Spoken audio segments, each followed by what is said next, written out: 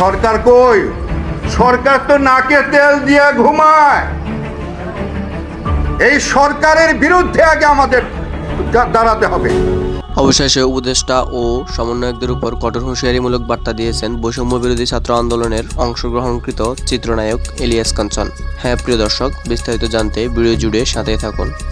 নতুন এক পরিকল্পনা নিয়ে মাঠে নেমেছে নিষিদ্ধ সংগঠন Chhatra League.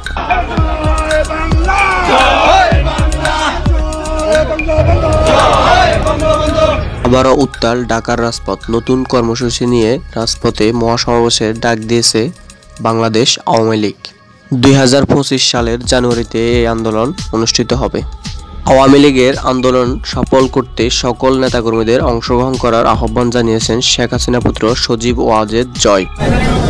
My message for the youth is that vote for the government that has developed this country, that has transformed this country.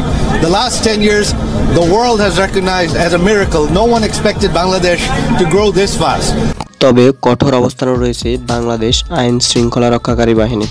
বঙ্গবন্ধুর সৈনিকেরা আন্দোলনের মাধ্যমে ডক্টর মোহাম্মদ ইউনূসকে পতন করার কঠোর সিদ্ধান্ত নিয়েছে, এমনটাই ধারণা করছে বাংলাদেশ রাজনৈতিক বিশ্লেষকরা। আওয়ামী লীগ কি ছোট দল? আওয়ামী লীগ কি কোনো বাম সংগঠনের মতো ছোট দল বা অন্য কোনো দলের মতো ছোট দল? আওয়ামী লীগ বাংলাদেশের একটি বড় দল। আওয়ামী লীগকে যদি গণহত্যার আগে আপনি সুযোগ দেন, তাহলে আওয়ামী লীগ কালকে এই অন্তর্বর্তীকালীন সরকারকে নামিয়ে দেবে। যে কোনো সময় রাজপথ দখল নেবে বাংলাদেশ আওয়ামী লীগ।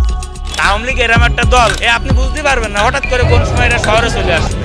এদিকে আওয়ামী লীগের চরম দুঃসময়ে পাশে থাকার আহ্বান জানিয়েছে সাবেক তথ্য প্রতিমন্ত্রী মুরাদ হাসান।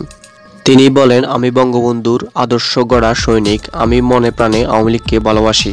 আমাদের পতন ঘটানো এতটা সহজ কাজ না। আজ সকালে জয় বাংলা স্লোগানে মুখরিত করতে দেখা যায় সাবেক তথ্য প্রতিমন্ত্রী মুরাদ হাসানকে।